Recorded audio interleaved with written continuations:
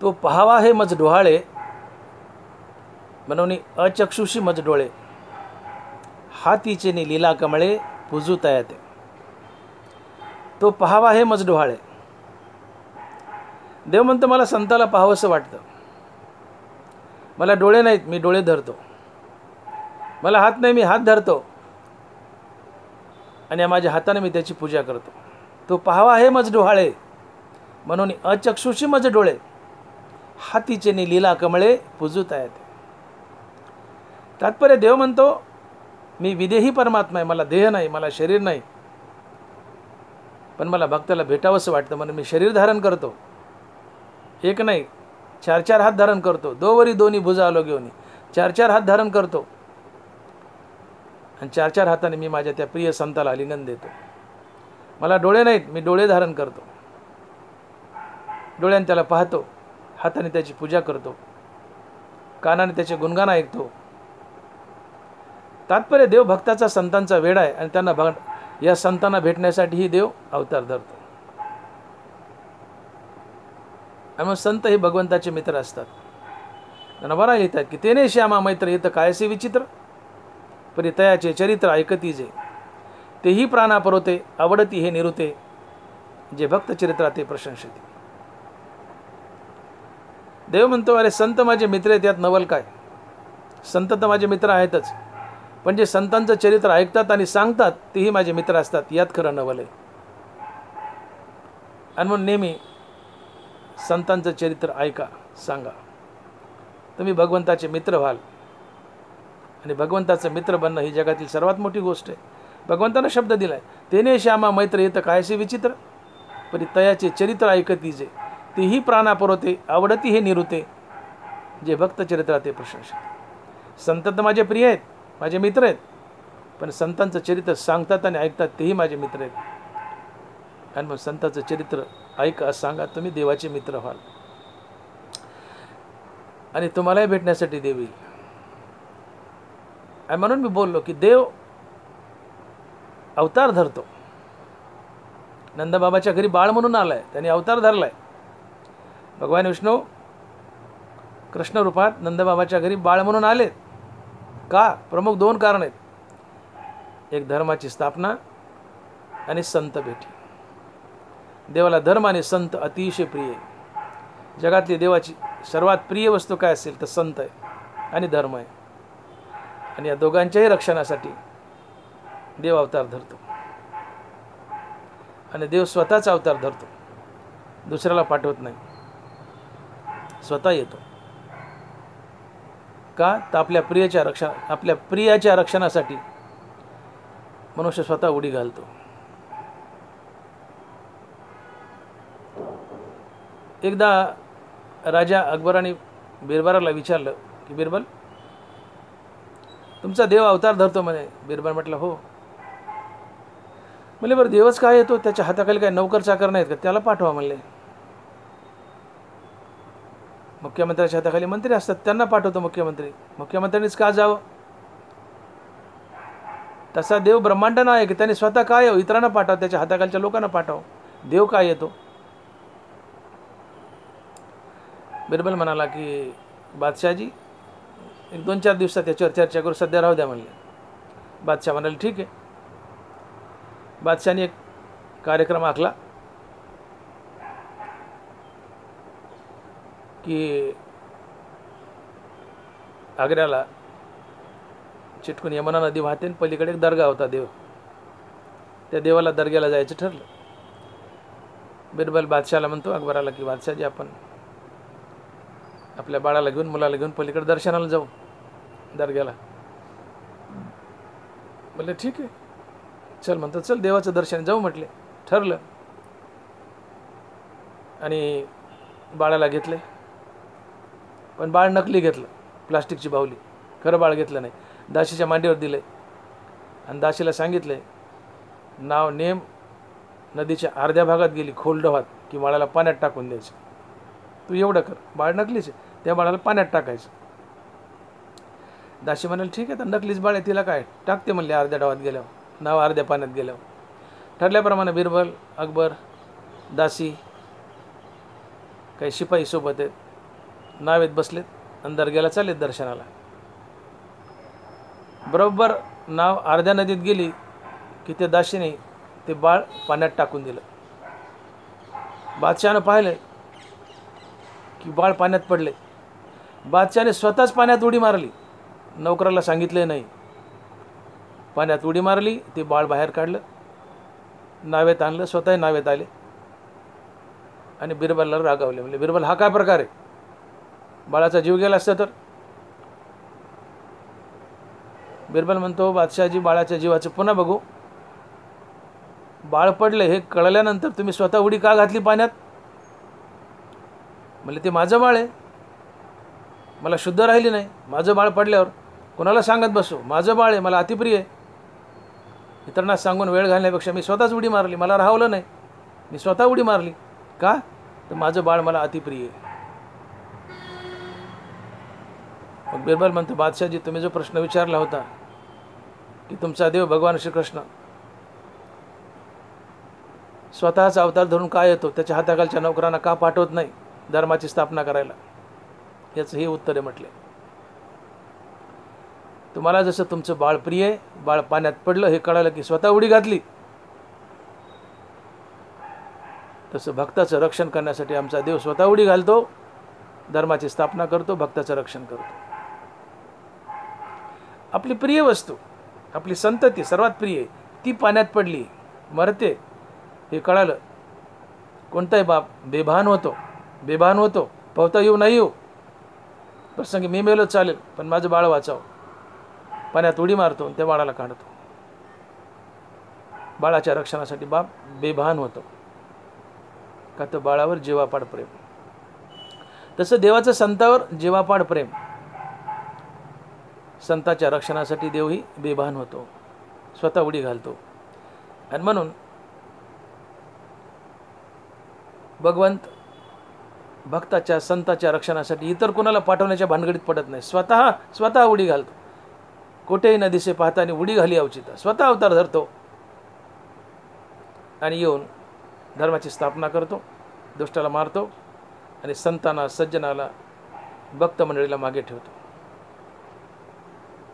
त्यांचं दुःख निवारण करतो. या दोन कारणाकरता प्रामुख्यानं भगवंत अवतार धरतात. पहिलं कारण धर्माचं रक्षण आणि दुसरं संतांची भेटी. म्हणून भगवंताला या विश्वात सर्वात प्रिय जर काय असेल तर पहिली गोष्ट धर्म आणि दुसरी गोष्ट संत. या दोन गोष्टी जीवापाड भगवंताला प्रिय आहेत. आणि म्हणून धर्माचं रक्षण करण्यासाठी आणि संतांच्या भेटीसाठी, या दोन कारणासाठी एवढा मोठा भगवंत की ज्याच्या उदरात अनंत ब्रह्मांड आहेत, असा भगवंत एक छोटं बाळ बनवून नंदाच्या घरी जन्म घेतो. हनुमान महाराज म्हणतात की अनंत ब्रह्मांडे उदरी हरी हा बाळक नंदा घरी. अनंत ब्रह्मांडे उदरी हरी हा बाळक नंदा घरी. एवढा मोठा देव ज्याच्या उदरात अनंत ब्रह्मांड आहेत, तो नंदाच्या घरी एक छोटं बाळ म्हणून आलाय. हे केवढं नवल आहे हे तुकोबाराय अभंगाच्या दुसऱ्या चरणात सांगतात. आणि महाराज लिहित आहेत नवल केवडे न कळे कानोबाचे कोडे. नवल केवडे न कळे कानोबाचे कोडे. नवल आहे म्हणले या देवाचं, या भगवान श्रीकृष्णाचं, भगवान विष्णूचं नवल आहे. त्याचं कोडं कोणालाच उलगडत नाही म्हणले. हा देव भक्तासाठी किती वेळ आहे, धर्मस्थापण्यासाठी किती वेळ आहे.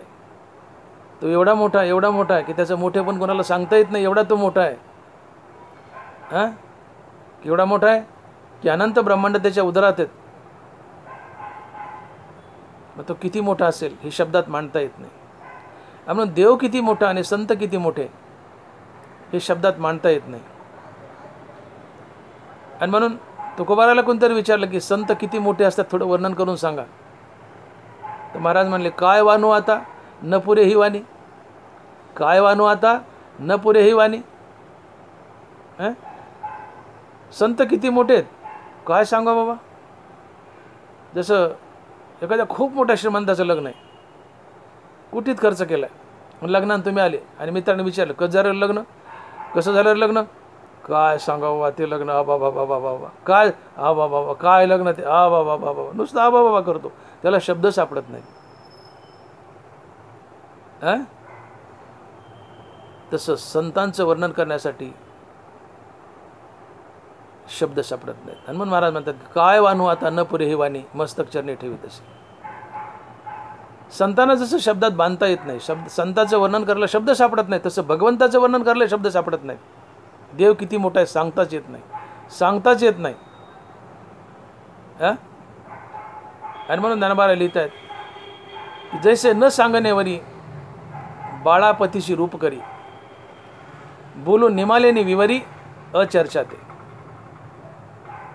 जैसे न सांगणेवरी बाळापतीशी रूप करी, बोलून निमालेनी विवरी अचर्चा ते.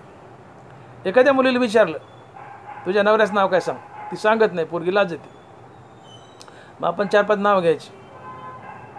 आपण म्हणायचं राजू, ती उड्या मारती हसती. आपण म्हणायचं विजू, ती पुन्हा उड्या मारती हसती. आपण म्हणायचं गजू, ती हसती उड्या मारती.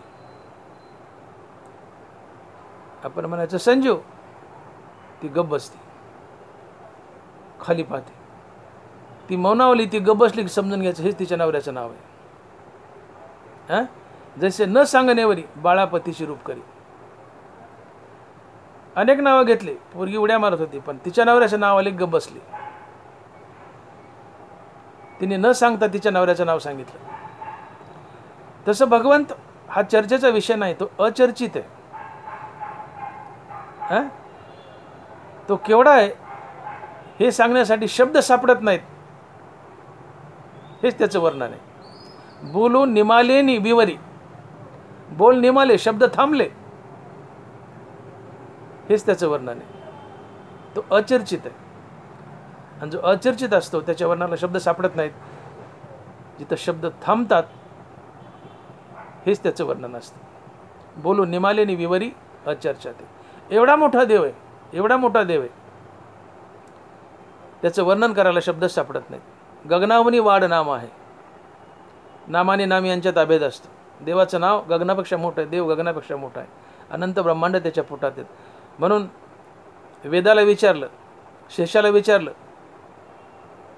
की तुम्ही देवाच्या जवळचे, देव किती मोठा आहे सांगा. शेषाला विचारलं की तू देवाची गादी आहेस, तुझ्यावर देव झोपलेला आहे. शेषा सांग देव केवढा आहे, देव केवढा आहे सांग. शेषा देव केवढा आहे सांग. तोही अंथुरणा तळवटी दडे, येरू नेती नेती म्हणून बहुडे, इथं सनकाधिक वेडे पिसे झाले. वेदाला विचारलं देव केवढा आहे, त्याने हात वर केले. आपल्याला माहित नाही रे बाबा, माहित नाही रे बाबा, पळून गेलं. येरू नेती नेती म्हणी बहुडे, ते पळून गेलं हात वर करून. वेद म्हणला आपल्याला देव सांगता येत नाही.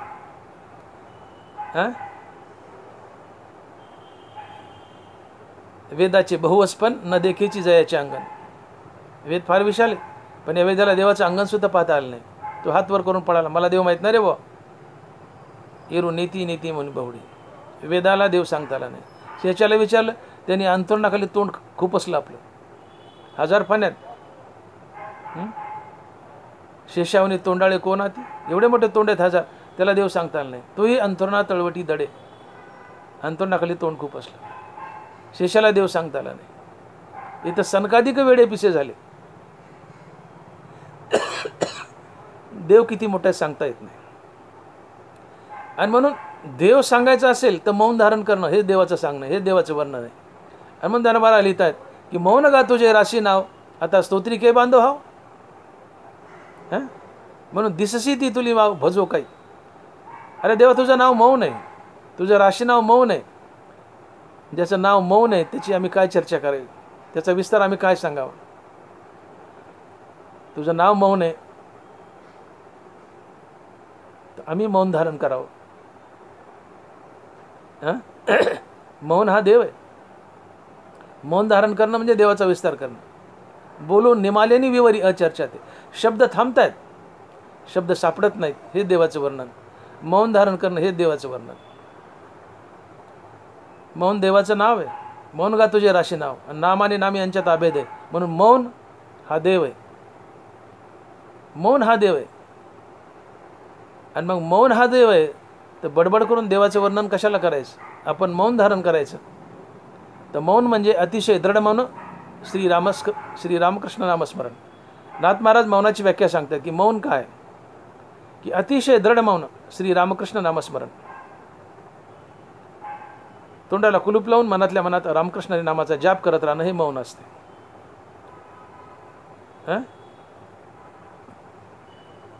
काय करावे ते मन, दाही दिशा हिंडे मन. मुक्ताबाई म्हणतात काय करावे ते मन, दाही दिशा हिंडे मन. बरेचसे लोक मौन धारण करतात, फक्त तोंडाने बोलत नाहीत, पण मनात काहीतरी फालतू विचार चालू असतात. दाही दिशेला मन हिंडत असते, ते मौनच नाही म्हणले. काय करावे ते मौन, दाही दिशा हिंडे मन. तोंडाला कुलूप लावले पण मनात देवाचं नाव नाही, ते मौन नसते. खरं मौन काय, तर अतिशय दृढ मौन श्री रामकृष्ण नामस्मरण. तोंडाला कुलूप लावून मनातल्या मनात सारखं रामकृष्ण म्हणत राहणं हे मौन आहे. आणि मग देव केवढा विचारला तर मौन धारण करायचं, त्याचं नाव घ्यायचं. संत केवढेत तर गप्प बसायचं, त्यांच्या चरणावर मस्तक ठेवायचं. का तर संत आणि देव यांचा विस्तार सांगता येत नाहीत. संत आणि देव किती मोठा असतात हे सांगण्यासाठी शब्दच निर्माण झाले नाहीत. जिथं शब्द सापडत नाहीत, शब्द कुंठित होतात, वाणी थांबते, हेच संताचं देवाचं वर्णन आहे. असा इतका मोठा देव आहे. नरबरा बोले की 15.5 रजतबनी ऐसी स्तुतीची बोलणी, उगाच माता ठेवीजे चरणी हेची बोले. 15.5 नंबरी शुद्ध सोनं आहे, अतिशय शुद्ध सोनं आहे.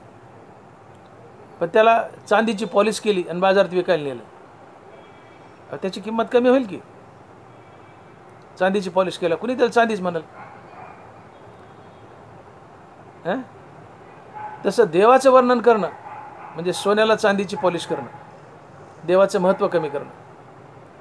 आम्ही देवाचं वर्णन करणं, देवाला शब्दात बांधणं म्हणजे देवाची किंमत कमी करणं.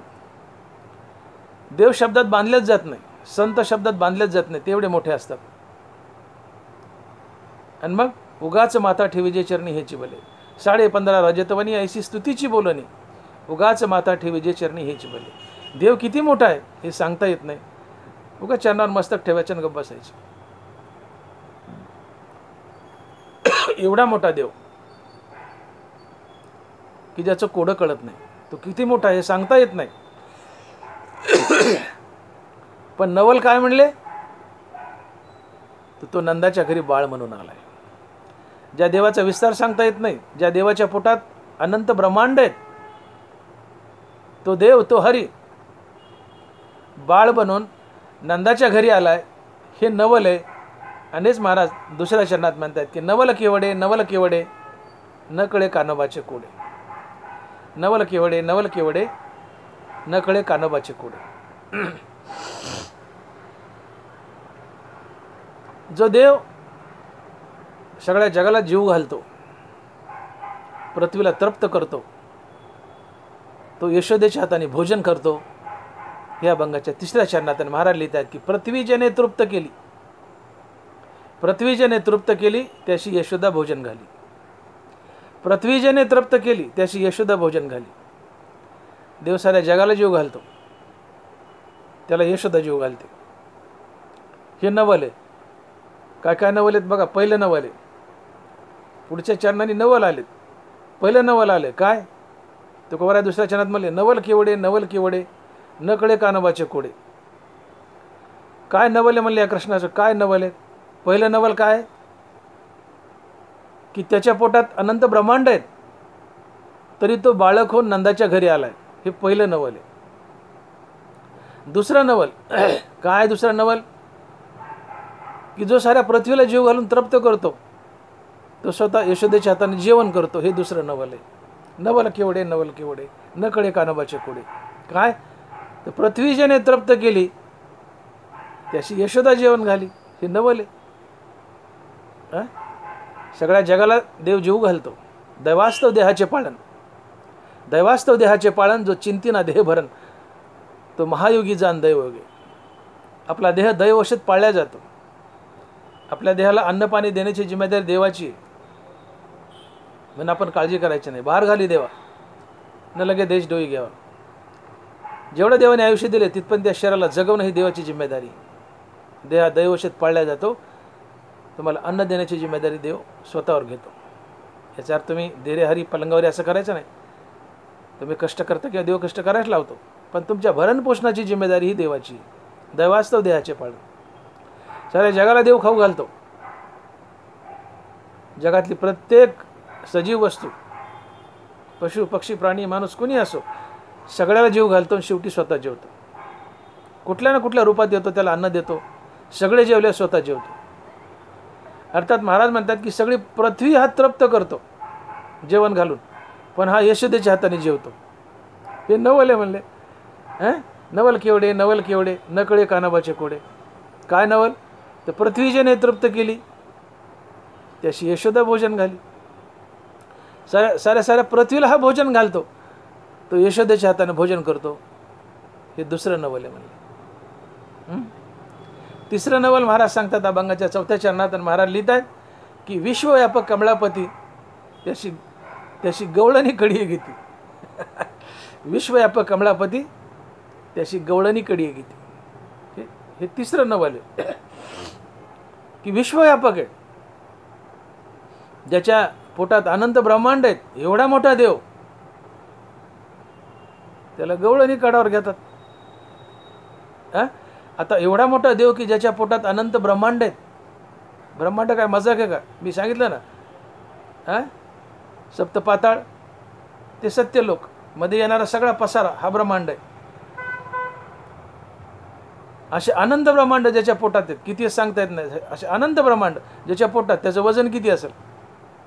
ज्याच्या पोटात अनंत ब्रह्मांड आहेत त्याचं वजन किती असेल? एवढ्या मोठ्या वजनाचा देव कोण कडेवर घेते? तर गवळणी कडी घेते. हे नवलच आहे म्हणले.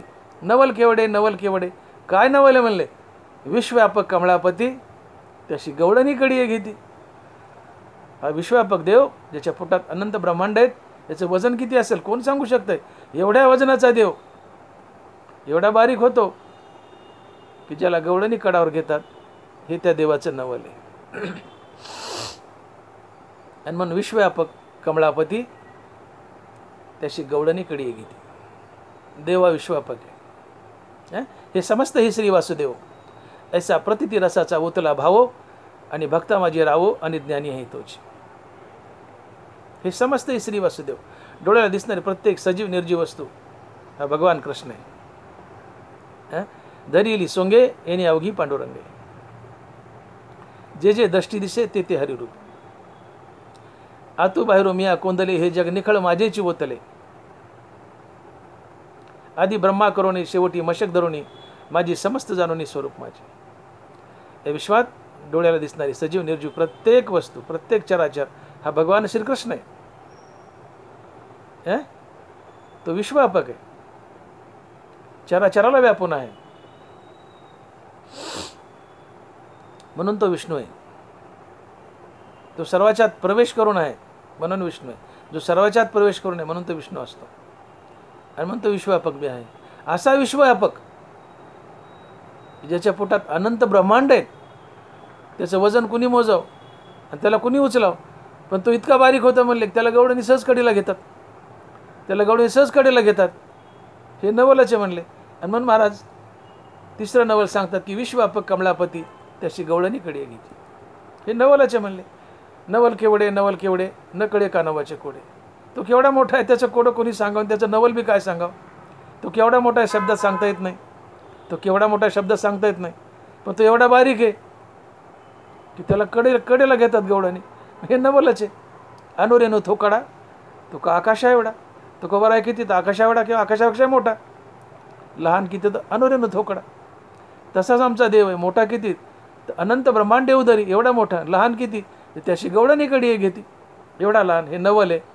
हे कानोबाचं कोडं आम्हाला उघड करता येत नाही किंवा सांगता येत नाही.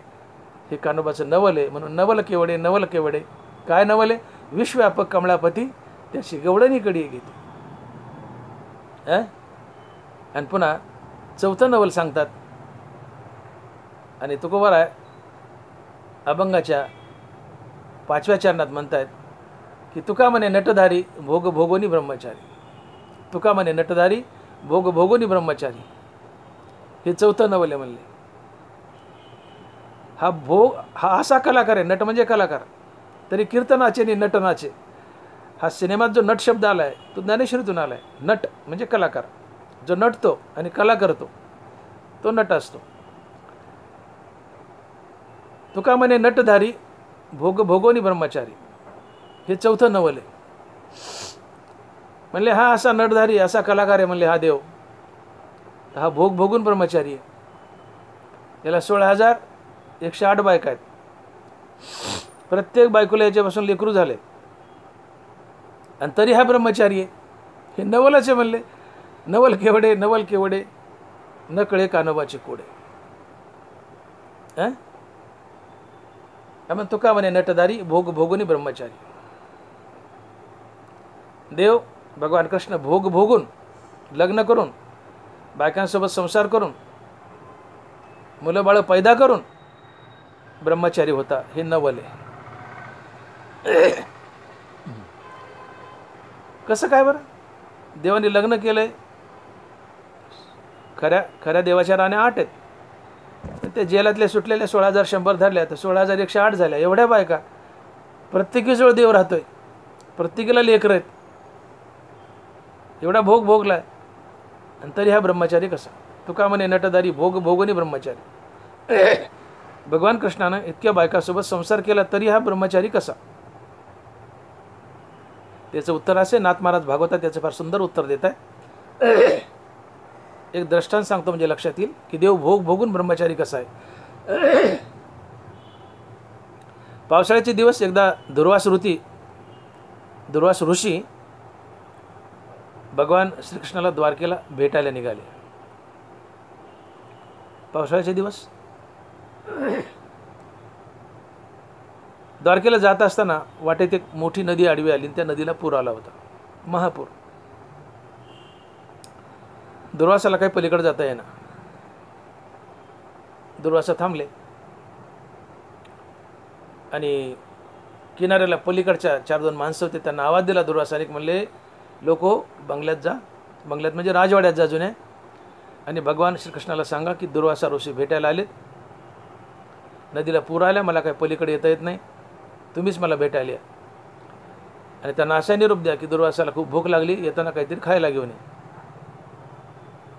लोक गेले धावत जाऊन भगवंताला निरोप दिला की म्हणले दुर्वासा आलेत. नदीला पूर आलाय. त्यांना काही येता येई नाही. तुम्हालाच भेटायला बोलले आणि येताना काहीतरी खायला घेऊन असं सांगितले. त्यांना भूक लागली. भगवंताने पटकन राहण्याला सांगितलं. स्वयंपाक तयार केला. भरपूर स्वयंपाक केला. 8 राण्याने ते स्वयंपाकाच्या पाट्या टारले जे काय होते स्वयंपाक भरून डोक्यावर घेतलं आणि सर्व राण्यासहित 8 राण्यासहित देव भेटायला निघालेत. आता भगवान कृष्ण नदीच्या काठ्यावर गेलेत राण्यासहित. तर नदी वाहत होती. दुथडी गच्च भरून महापूर आलाय. पलीकडे जायचं. कसं जायचं? तर देवाने त्या नदीला हात जोडा. म्हणले हे गंगेमाई, मी जर अखंड ब्रह्मचारी असेल तर मला मार्ग दे. नदी फाकली. नदीच्या पलीकडे देव गेले. तिथं गेले. डोक्यावरचं ते जेवणाचं साहित्य राण्याने उतरलं खाली. दुर्वासा फार खादाड होता. ते 8 मोठमोठ्या टारल्यात त्या खाशात पाट्यात गच्च अन्न भरलेलं होतं. ते सगळं 8च्या 8 टारले. सगळं अन्न त्या दुर्वासानं खाल्लं. एका टायमाला गाडीवर अन्न खायचं म्हणे तो. ते सगळं गाडीवर अन्न खाल्लं.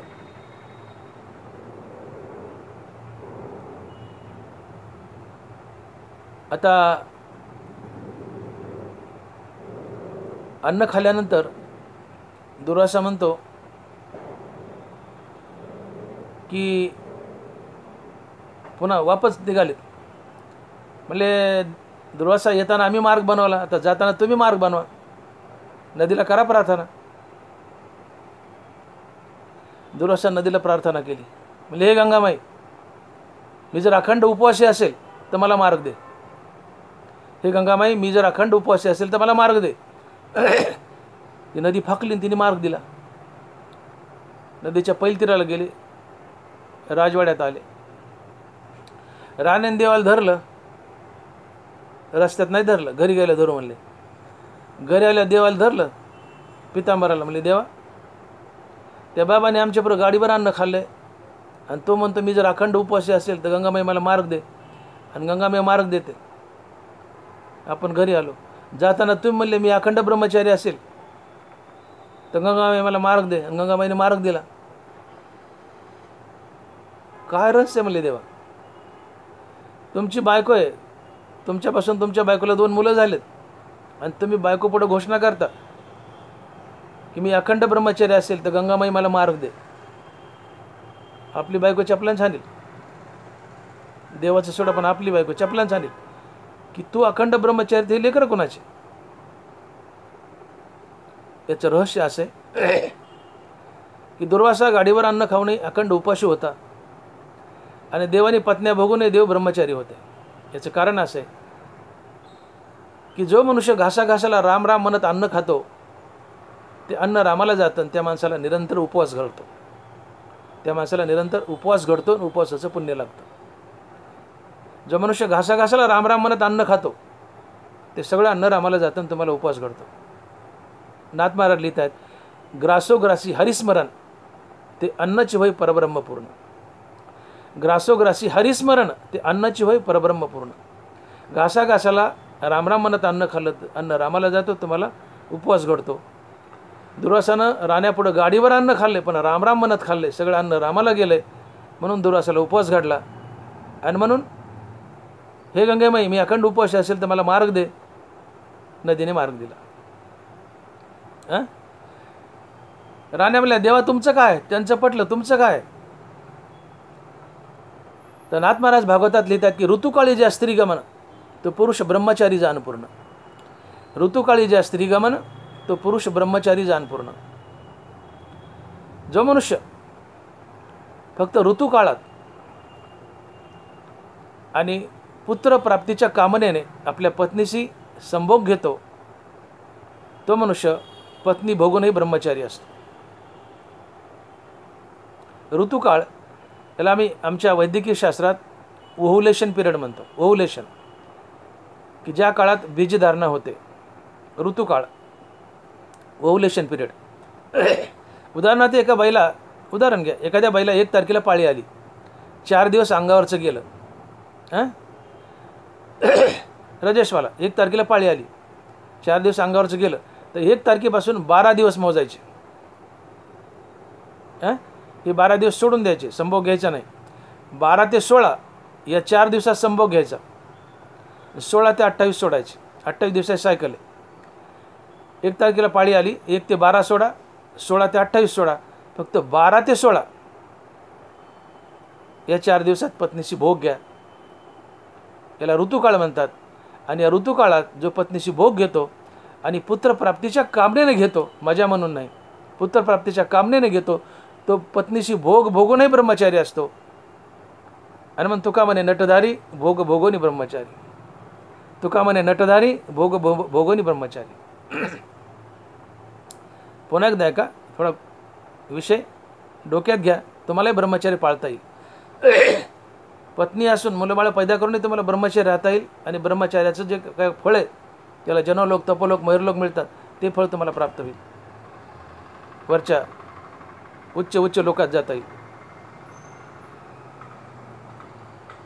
बाईला 1 तारखेला पाळी आली, 28 दिवसाची सायकल आहे. 1 ते 4 अंगावरचं गेलं, 1 ते 12 हे दिवस सोडा, संभोग घेऊ नका.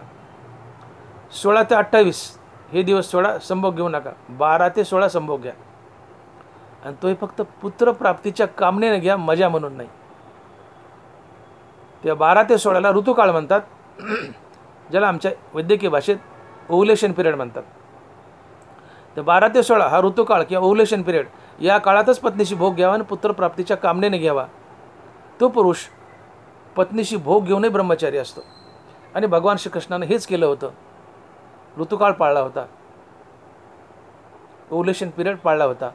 आणि म्हणून भगवान श्रीकृष्ण भोग भोगूनही ब्रह्मचारी होते. आणि म्हणून ऋतुकाळी ज्या स्त्रीगमन तो पुरुष ब्रह्मचारी जानपूर्ण. जो ऋतुकाळातच पत्नीशी भोग घेतो आणि पुत्रप्राप्तीच्या कामनेने घेतो, तो पत्नीशी भोग घेऊनही ब्रह्मचारी असतो. आणि त्याला अखंड अविवाहित ब्रह्मचार्याला जे फळ मिळतं, संन्यासाला जे फळ मिळतं, ते फळ या माणसाला मिळतं. संसार करू नये, पत्नी भोगून लेकरबाळ पैदा करू नये. का तर ऋतुकाळी जे स्त्रीगमन, तो पुरुष ब्रह्मचारी जानपूर्ण. आणि हे भगवान कृष्णाने केलं होतं, म्हणून गंगामाईने मार्ग दिला. त्या बाबानं गाडीवर अन्न खाल्ले, पण नदीला प्रार्थना केली की हे गंगामाई, मी जर अखंड उपवास असेल तर मार्ग दे. नदी फाकते. राण्या म्हणतात हे काय आश्चर्य, आमच्या पुढे गाडीवर अन्न खाल्ले आणि म्हणतं मी अखंड उपवासी, आणि नदी ऐकते आणि मार्ग देते.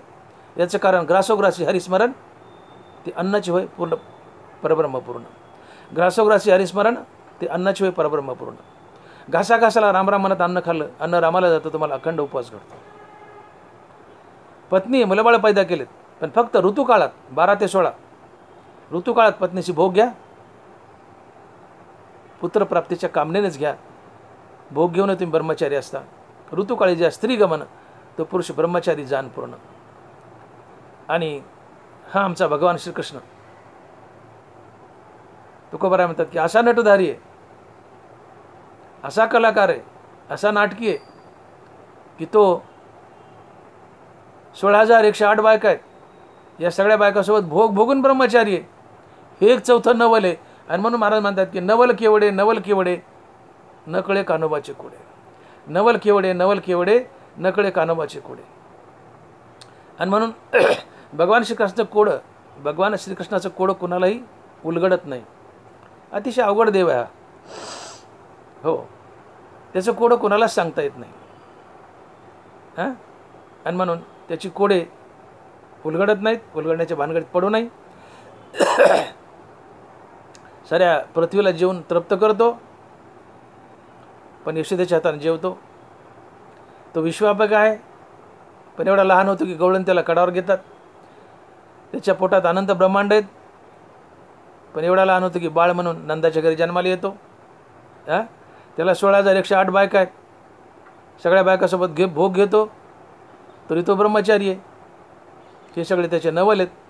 आणि म्हणून महाराज म्हणतात की तुका म्हणे नटधारी, भोग भोगोनी ब्रह्मचारी. तुका म्हणे नटधारी, भोग भोगोनी ब्रह्मचारी.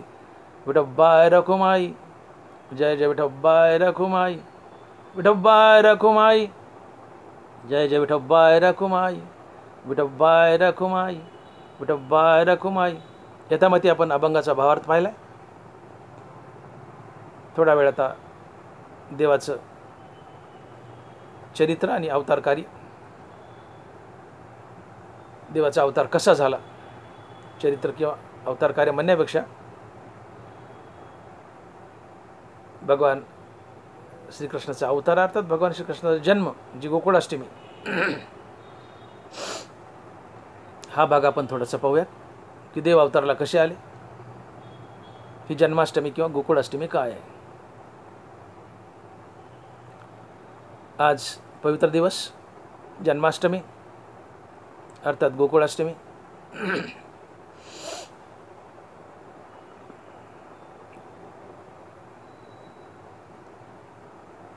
भगवान कृष्ण हे द्वापार युगातील, भगवान श्रीकृष्णाच्या काळामध्ये द्वापार युग हे जवळजवळ संपत आलं. अर्थात भगवान कृष्णाने अवतार धरला ते द्वापार युग होतं. तर या द्वापार युगात या पृथ्वीवर इतका अधर्म माजला, इतका अधर्म माजला की ही दुष्ट राक्षस मंडळी कुठे यज्ञ होऊ देणार, कुठे देवाचं भजन होऊ देणार. जिथं ऋषीमुनी यज्ञ करायचे तिथे यज्ञात बाधा करायचे, यज्ञात पाणी ओतायचे, ऋषीमुनींना हाणायचे, मारायचे, ताडणमाडण करायचे,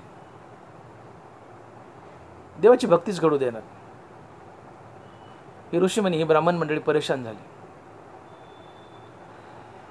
इतका अधर्म मारला, इतका अधर्म मारला द्वापार युगाच्या शेवटी इतका अधर्म मारला की पृथ्वीला या अधर्माचं ओझं झालं, या पापाचं ओझं झालं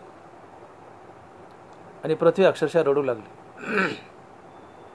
या पृथ्वीनं एका गाईचं, सुंदर अशा गाईच्या वासराचं किंवा गाईचंच रूप धरलं आणि ब्रह्मदेवाकडे गेली.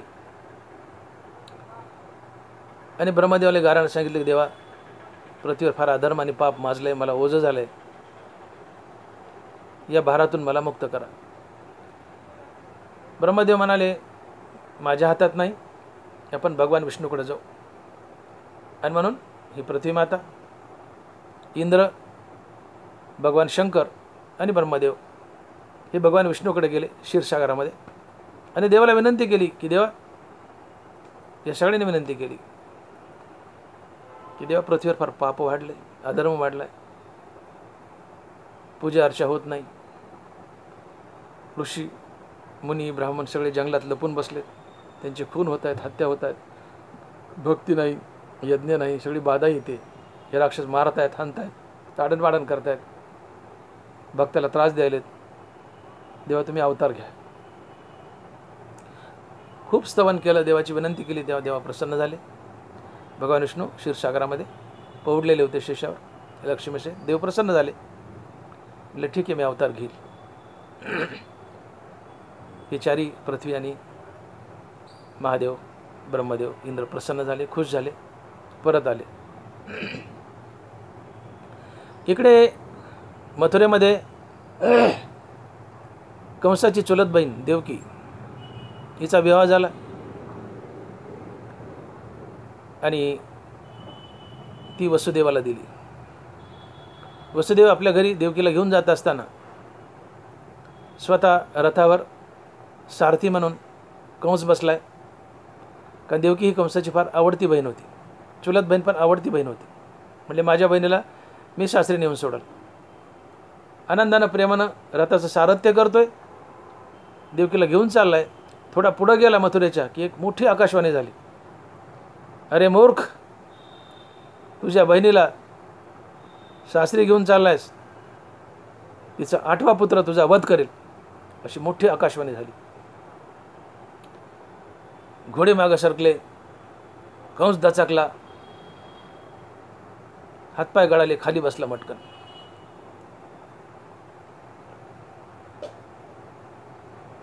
मला देवकीचा 8वा पुत्र मारेल, मग मी देवकीलाच मारतो ना. तलवार काढली आणि देवकीला मारू लागला. तेवढ्यात वसुदेवाने विनंती केली, हात धरला. म्हणले महाराज, तुमचं वैर देवकीच्या मुलासोबत आहे, देवकीसोबत नाही. तुम्ही आम्हाला कारागारात ठेवा, नवरा बायकोला. जन्मलेला प्रत्येक मुलगा आम्ही तुम्हाला देऊ, तुम्ही मुलं मारून टाका, किंवा फक्त 8वा मारा, बाकीचे राहू द्या, किंवा सगळे मारा, आम्ही जन्मलेला मुलगा तुमच्या हवाले देऊ, तुम्ही काय करायचं ठरवा. त्याला पटलं. रथ माघारी फिरवलं, जेलात टाकलं वसुदेव देवकीला.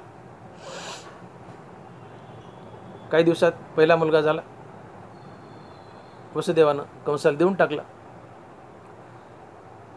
कंस म्हटला, याला कशाला मारू, राहू द्या म्हणले, यांनी काय केलं, 8वा मारणारे मला, याला राहू द्या म्हणले. तेवढ्यात नारद आले. नारदाने शाळा केली, घुमवलं त्याला. अरे म्हणले, 8वा पहिल्यापासून 8वा का 8व्यापासून पहिला, तुला काय कळेल म्हणले, कोणता मारणार आहे, पहिल्यापासून 8वा असू शकतो किंवा 8व्यापासून पहिला असू शकतो, हा बी असू शकतो, 8वा हा बी मारू शकतो. कारण नारदाला त्याच्याकडून बाल हत्येचं पातक करून घ्यायचं होतं. आणि एवढं मोठं पातक झाल्यानंतर देव त्याला स्वतः मारायला सरसावतील. त्याच्या पापाचा घडा भरवायचा होता नारदाला, म्हणून नारदाने त्याला उचकवलं आणि त्या लेकराला मारलं. दुसरं झालं, हवाली केलं, मारलं. तिसरं मारलं, चौथं मारलं, 5वं मारलं, 6वं मारलं. मग आता देव अवतार धरायला सरसावले. मग भगवान विष्णूने शेषाला सांगितलं की शेषा, चला आता आपल्याला अवतार धरायचा. शेषा मला जमायचं ना देव अजिबात. मागच्या रामावतारात फार कष्ट पडले, तुम्ही थोरले, मी धाकटा, 14 वर्ष उपाशी फिरलो, बायको सोडली घरी, अन्न नाही, पाणी नाही, मला नाही यायचं, मला अवतार धरायचं नाही, तुम्ही एकटे धरा. अरे बाबा, नाही नाही मला सांगूच नको, काय तुम्ही देवा बोलूच नका. एक तर वनात राहिलो, तहान भूक, खायला नाही, अन्न नाही, पाणी नाही, बायको सोडली, आणि तुम्ही थोरले भाऊ, हां, मी धाकटा, सारखा रुबाब करायचे माझ्यावर. नकटं व्हा म्हणले, पण धाकटं हो नाही, मला नाही यायचं म्हणले. देव म्हणतात, बाई यावेळेला तू थोरला हो, मी धाकटा होतो. मग शेषा कसा बसा तयार झाला. आणि शेषा बलराम दादा आहे आणि भगवान विष्णू कृष्ण आहे. मग भगवान विष्णू म्हणले शेषा जा आणि कारागृहात देवकी मातेच्या उदरात जाऊन राहा. हा शेषा आलाय आणि गर्भ म्हणून देवकी मातेच्या गर्भात बलरामाच्या रूपानं स्थापित झाला आहे. हा 7वा मुलगा आहे. आणि म्हणले जा पुढं तू देवकी मातेच्या गर्भात स्थापित हो, मी पाठीमागून योग मायेला पाठवतो. ती तुला देवकीच्या उदरातून काढेल आणि रोहिणी माता जी नंदबाबाच्या घरी तिच्या उदरात नेऊन घाली. शेष गेलाय देवकी मातेच्या उदरात राहिलाय. मागून योग माया गेली देवकी मातेच्या उदरातून या बलराम दादाला काढले. हा 7वा गर्भ आणि रोहिणीच्या गर्भात नेऊन घातला. तिकडं रोहिणी मातेला बलराम दादा झाला. रोहिणी मातेच्या पोटी बलराम दादाचा जन्म झाला. हा 7वा. आणि हा 7वा गर्भ कंसाच्या भीतीने गर्भपात झाला म्हणून उठवलं. कंस शांत झाला, हरकत नाही म्हणजे गर्भपात झाला किंवा जिरून गेला. आता 8वा धरायचा आहे. तर भगवान श्रीकृष्ण 8वा जन्म म्हणून देवकी मातेच्या गर्भात स्थापित झाले. हा 8 आकडा देवाला फार प्रिय आहे. देवाचा हा अवतार 8वा. बघा 8 आकडा देवाला किती प्रिय आहे. 8वा हा देवाचा अवतार आहे. 10 अवतार आहेत मुख्य, त्यातला 8वा अवतार कृष्ण अवतार आहे. 8 आकडा देवाला फार प्रिय झाला. अवतार 8वा, देवकीचा पुत्र 8वा, देव जन्मले ती तिथी 8वी अष्टमी. देव प्रगट झाले देवकी पुढे तेव्हा देवाचं वय 8 आणि देवाने कार्य केले 8. काय कार्य केले? बालकृष्ण,